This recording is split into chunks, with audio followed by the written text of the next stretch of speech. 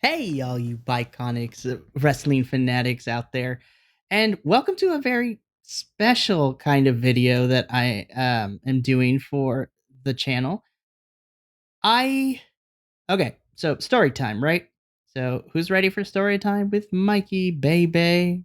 Doesn't necessarily work because I'm not as cool as Adam Cole, but here I go. I actually got the opportunity to go to a WWE Supershow event in my local area where I live and I had a great time. You could check out BC WrestlePod Instagram where I uploaded pictures and stuff like that. I went with two of my favorite peoples in the world, so two of my closest wrestling friends and friends overall in life. Shout out to Joel and Uriel. Thank you, boys, for coming with me. This was a lot of fun. Wanted to do a quick video to kind of give my experience of what kind of matches we saw and overall like what I thought about this. So, where I live, we have a local hockey arena in the Palm Springs area where I went with Joel and Uriel to go see a WWE Super Show. So, if you don't know anything about the WWE Super Show, it is basically a house show. So, this is not a Raw taping, this is not a SmackDown taping. It's a house show where we got to see some wrestling, and it was a lot of fun. So, initially, when I heard that it was coming to town, I decided to get tickets for me, Joel, and Uriel. And then we went at the time of this recording, so it's Sunday. So we went last night, Saturday, but this video will be up tomorrow on Monday. So hi, Pass Mikey. So about 2 days ago, we went to the event, and it was a great time. So I figure I'd give you my experience. I've been to enough wrestling events, whether it be a Raw, a SmackDown taping. I went to Rampage when it was in Ontario here in California. Me and Uriel are going to AEW Full Gear in November, so I'm excited to do that with him. And then, if any of you are going to Full Gear, make sure you come find me and say hi. I would love to talk to people who are out there. But this is my first Super Show that I ever went to. But this is not my first WWE event. I've done a couple of Raw tapings, I've done a SmackDown taping twice, and I went to WrestleMania and Stand and Deliver last year with our other co hosts, Evan, and also with Uriel as well. So, not my first rodeo, but it was my first Super Show. And going into the night, I was just ready to have a good time. I didn't know what matches we were going to get until, the actual Super Show started. But I was super excited. And the arena itself, I wasn't sure how big of a wrestling fan base that my home valley held. And boy, did it surprise me because pretty much almost every seat in that arena was filled. And again, it's a smaller arena. It's not huge like where they do the pay per views and stuff, but it was so fun to see all the seats kind of filled with a variety of people and ages from adults to teens to children. It was a lot of fun. So the Super Show started, and we divided the night into two halves. So we got three matches in each half with an intermission in between the third and fourth match. And so I want to quickly run down the card and give you my quick thoughts, and then we'll get into my overall experience. So prior to getting to the arena, me and my two friends, we decided to go get dinner at a luchador themed restaurant here out where I live. It's a lot of fun. We picked up one of my friend's other friend from work and his kid, and the five of us went to the arena, and it was a lot of fun. So the Super Show opened up with Becky Lynch defending her NXT Women's Championship against Tiffany Stratton. Again, because this is a Super Show, it was nice to see everyone be a little more goofy and silly when it came to things. So, not the characters that they portray on Monday Night Raw or SmackDown. And it was a lot of fun. This match actually was a lot of fun. This was also given some good time, too. It was a good back and forth between Becky and Tiffany. It was so cool to finally see Tiffany's prettiest moonsault ever live in person. But of course, Becky hits the manhandle slam and defeats Tiffany to retain her NXT Women's Championship. And this was a good 12, 13-minute match. So they gave the women some time, and I really enjoyed it. And if this is the kind of stuff, now granted that at No Mercy, Becky and Tiffany will be in an Extreme Rules match, but if this was just a small preview of the athleticism that we are going to get, I am so here for it. And also, as somebody who watches and reviews NXT here on the channel, it was nice to see some NXT representation from Tiffany, and I thought this was a really, really solid match. Next up, we got a bit of a surprise because we had an Intercontinental Championship match between Chad Gable versus the reigning IC champion Gunther. This match ruled. I will say I was a little taken aback by how much the crowd was kind of booing at first for Chad Gable, but then he won them over as the match went on. And of course, Gunther being the bad guy, everybody was booing him. This match was really cool. It continued to show off Chad Gable's athleticism and just the amazing back and forth between the two. Gunther did do a couple of chops, but I was surprised that they weren't as loud as they normally are because when I went to WrestleMania, our seats were in the nosebleed sections in the SoFi Stadium. And when Gunther did his chops on Drew and Sheamus, we can hear them from all the way up here. So I was kind of surprised that as close as we were, we didn't really get to hear the echoing of Gunther's chops. But ultimately, Gunther does retain his title. At the end, Chad Gable gets actually a standing ovation from the crowd at the Super Show. And then he does his little thank you pose and then heads off to the ramp. I thought this was a really fun match. Of course, I knew Gunther wasn't going to lose here. Again, it's a house show, Super Show. No titles are expected to change hands. But this was a really fun match. And then this is where we get into the part of the evening where I wasn't expecting to see who we saw next. So we get the VIP lounge with MVP, and his guest is Omos. And so basically, creating heat, talking trash about the city of Palm Springs. Everybody's booing him. And then interrupting the segment is the American Nightmare, Cody Rhodes, who comes out, runs down Omos and MVP. And basically, this leads into our third match before intermission, which is the American Nightmare Cody Rhodes taking on Dirty Dominic Mysterio in a Palm Springs street fight. Now, the word street fight, normally when people think of these types of matches, you would expect craziness, tables, kendo sticks, chairs, all that good stuff, right? And essentially, that's what we got. However, because this is a house show and for some reason, the ring itself was built a lot smaller than what I'm normally used to seeing.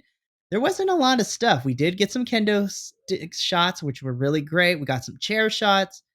At one point, MVP and Omos kind of interfere with the match and like throw Cody off the apron. Omos tries to get in Cody's face, but Cody sidestep and Omos crashes to the table set up.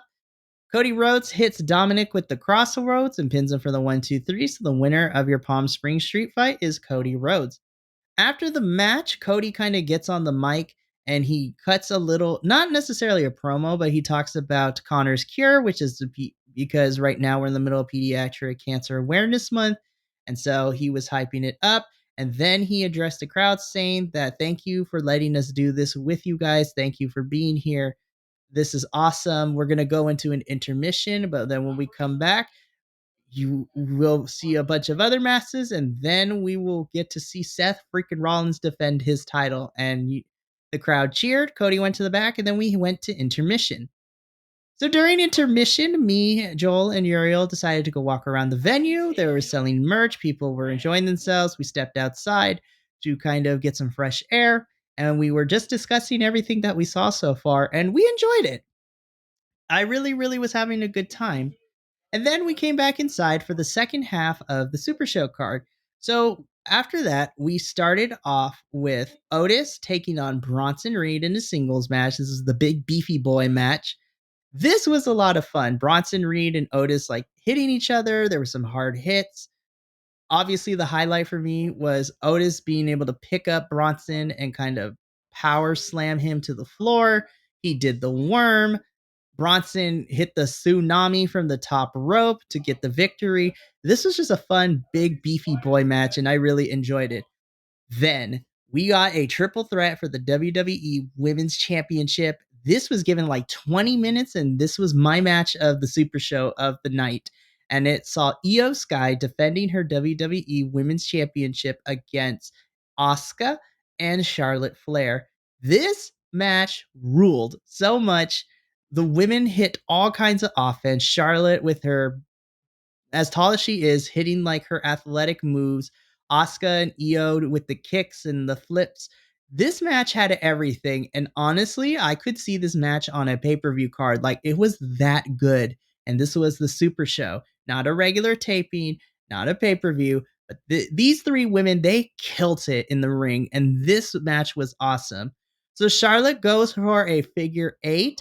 And unfortunately, she gets kicked out of the ring by Io. Io and Asuka go back and forth with the pins, and as Asuka attempts the Asuka lock on her, Io positions herself where she is doing a bridge to pin Asuka to retain her championship. And so Io is still your WWE Women's Championship. Again, this was my match of the night. This was like a 20-minute match that was given to this, to these women, and this match ruled, which means we get into the main event of the Super Show, which saw Seth freaking Rollins defending the WWE World Heavyweight Championship against The Miz. I was surprised that this match was a little bit shorter than I thought. It was only like 11, 12 minutes. But this was a fun match. Of course, Miz and Seth have a rivalry dating back to years in WWE. This was a lot of fun. Miz was being playful, being the heel. Seth Rollins' entrance, of course, for like a solid 3 minutes. Everyone was singing the theme song along with Rollins as he was standing in the ring before the match started, which was really cool to hear. And this was a fun back and forth. And Miz and Seth were, trying to one up each other. Miz came close a couple of times, but ultimately Seth hits the curb stomp on Miz for the win and to retain his WWE World Heavyweight Championship. The last thing that kind of happened in the Super Show is that Seth wanted everyone to pull out their flashlights and do the fireflies in honor of Bray Wyatt. And he basically did the closing for the show. He thanked everyone for coming out. He said that for the first show ever in Palm Springs, that this crowd was amazing. And of course, they probably say this in all the cities, but he says the crowd here was awesome, and I definitely want to come back. And he sent everyone home, and that is how the Super Show ended. So me, Joel, Uriel, and Joel's friend Matt, along with his kid, we hopped back in the car. Obviously, getting out of a giant arena takes a bit of time. So after we dropped off Joel's friend and we all went back to the house where we each got in our cars and departed for home, I didn't get home till midnight, so I was a bit sleepy today, but I had such a great time. Now, I know WWE has had a history of making some poor decisions, and again, it seems like I'm being a hypocrite because on the SmackDown review, I went off on all the people that got released, and I talked about how I was really upset with Mustafa Ali because they're messing with the No Mercy pay-per-view card and all that kind of stuff. But at the end of the day, I had a good time at the Super Show. And of course, I went with some really good friends of mine, which made the experience any better. So if the WWE Super Show comes to your area, I highly recommend that you go get some tickets, take some friends with you, and just have a good couple of hours together and just make an evening out of it because it's a lot of fun. But that is going to be it for my small mini review of the WWE Super Show. I wanted to give my thoughts, and I do recommend people going out if it ever comes to your area to go out because it is different. It's a lot of fun. It's nice to be surrounded by wrestling fans and kind of talking with them, and it was just a good time. As I mentioned at the top, the next time you will see me do something kind of like this will be a miniature kind of review of my experience of being at the Kia Forum for AEW's Full Gear pay per view in November. I'm super excited. This will be my first AEW pay per view that I'm going to because finally a pay per view is in my backyard here in Southern California. But if you like this miniature review or you want to see what else the Biconics YouTube Wrestling Podcast channel has, you can check out all the other reviews for both the weekly shows and the television shows, as well as our podcast episodes. if you want to see some behind the scenes shenanigans and get notifications when our new videos go live, make sure to follow us at BC WrestlePod across all the social medias, whether it be Facebook, Twitter, TikTok, Instagram, Threads, you name it. We're pretty much on every single social media site. And if you want to hear more unhinged opinions of our wrestling takes, you can check out the Biconics Wrestling Podcast, where our most recent episode saw us name our favorite wrestlers outside of WWE, some of our favorite matches. And then we spent like a good 45 minutes on this conspiracy theory of what we thought about the TKO merger of WWE and the UFC. But this has been it for my mini review of the WWE Super Show. I give it 2 thumbs up. I highly recommend everyone going, if it comes to your area, to go out and just have a good time with it. But stay tuned, because tomorrow you will have the AEW Collision review, where a returning Adolfo and myself will talk about a very fun collision, and it's going to be a good time. And then stay tuned, because you will be seeing the NXT crew as well as some guests covering the NXT No Mercy pay-per-view review this upcoming Sunday. We're heading into the busy pay-per-view schedule again. We got No Mercy on this Saturday. We have AEW's Wrestle Dream on Sunday. So we have 2 pay-per-view reviews coming for you. But until then, from all of us here at the Biconics, this has been Mikey. And until the next time that you see us, remember, take care of yourself, love one another, and as always, be Biconic. We'll see you later. But until then, ta-ta for now.